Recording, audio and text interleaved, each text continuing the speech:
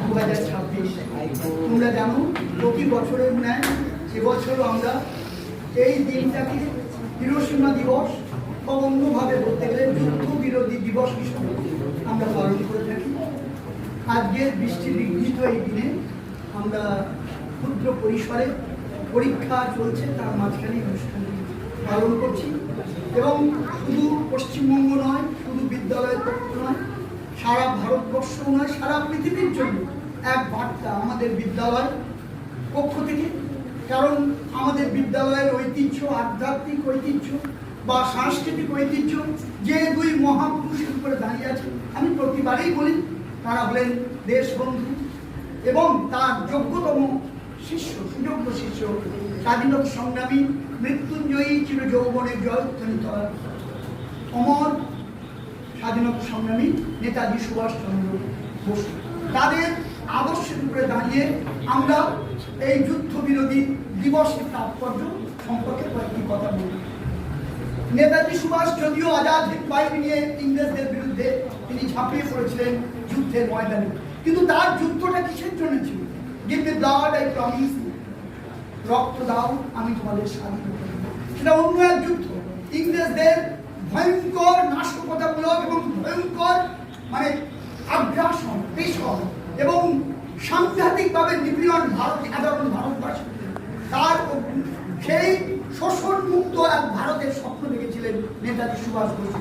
তৎকালীন সময়ে জাতীয় কংগ্রেসের মধ্যে দাঁড়িয়ে তিনি তা বাস্তব রূপ দিতে ব্যর্থ হয়েছিলেন। কারণ তোমরা জানো, ভারতের স্বাধীনতা সংগ্রাম পর্যালোচনা করলে সুভাষ বসু যখন দ্বিতীয়বার জাতীয় কংগ্রেসের সভাপতি হয়েছিলেন, আমাদের জাতির জনক বলতে এতটুকু দ্বিধা নেই, আমি অন রেকর্ডই বলছি, জাতির জনক মহাত্মা গান্ধী, পণ্ডিত জওহরলাল নেহরু এবং অন্যান্য যারা ছিলেন, সর্দার বল্লভভাই প্যাটেল সহ অন্যান্য অনেকেই নেতাজি সুভাষের বিরোধিতায় তীব্রতর স্বর তুলেছিলেন। কারণ দ্বিতীয়বার যখন তিনি সভাপতি পদে নির্বাচিত হয়েছিলেন, গান্ধীজির মনোনীত প্রার্থী পট্টবী সীতারামাইয়াকে পরাজিত করে, তখন কিন্তু তারপর থেকেই সুভাষ বসুর উপরে তীব্র আক্রমণ নেমে এসেছিল এবং তারপরে তিনি কংগ্রেস থেকে আমাদের রবীন্দ্রনাথ ঠাকুর প্রাণপণে চেষ্টা করেছিলেন তাদেরকে নিরস্ত করার জন্য, গঠন করেছিলেন, কিন্তু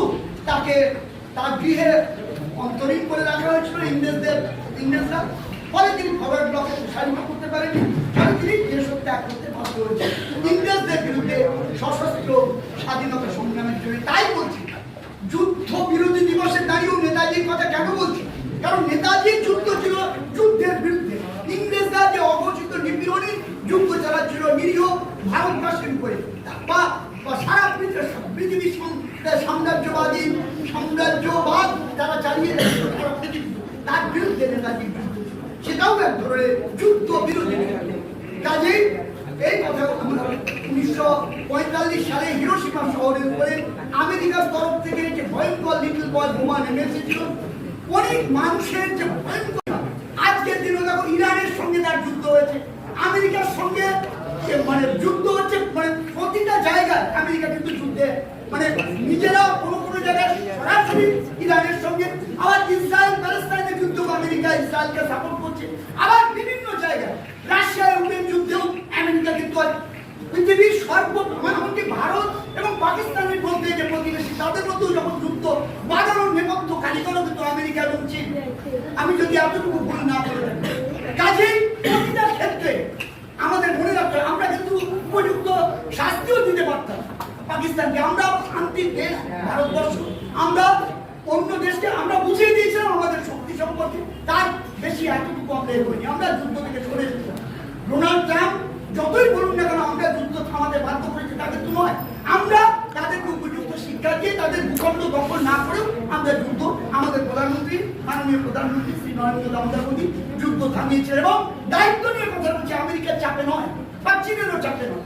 আমরা গোটা পাকিস্তানকে আমরা দখল করে নিতে পারতাম, আমরা করিনি, কারণ আমরা ওই যুদ্ধ বিরোধী নীতিতেই ভারতবর্ষ চিরায়তভাবে রবীন্দ্রনাথের দেশ আদর্শ, আমাদের গীতা, মহাভারত, রামায়ণ, কোরআন, বাইবেল, সমস্ত আদর্শের ত্রিপিটক, সমস্ত আদর্শের উপরে দাঁড়িয়ে আমাদের ভারতবর্ষ আমরা যুদ্ধ নয় শান্তি চাই এই মতবাদের পক্ষে।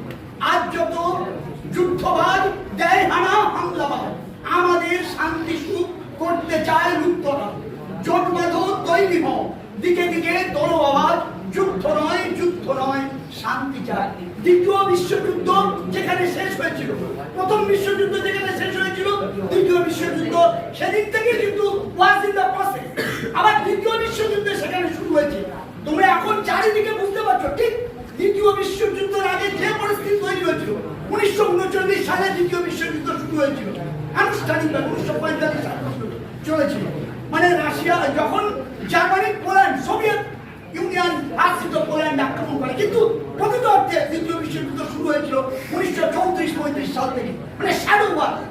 এখনো কিন্তু আমরা অশনি সংকেত দেখি তৃতীয় বিশ্বযুদ্ধ এখনো শুরু হয়নি, কিন্তু ঠিক একই প্রেক্ষাপট, সেম কাইন্ড অফ পার্সপেক্টিভ, দিকে দিকে মানে একটা অদ্ভুত মানে গোষ্ঠী তৈরি হচ্ছে, কোথাও কোথাও এক একটা অক্ষ, মানে ইউক্রেনের সঙ্গে ইসরায়েল, ইরানের সঙ্গে মানে রাশিয়া, চীন ইত্যাদি ইত্যাদি, আমেরিকার সঙ্গে তো গোটা নেটো কান্ট্রিগুলো সব মিলিয়ে চারিদিকে একটা অক্ষ দেয়।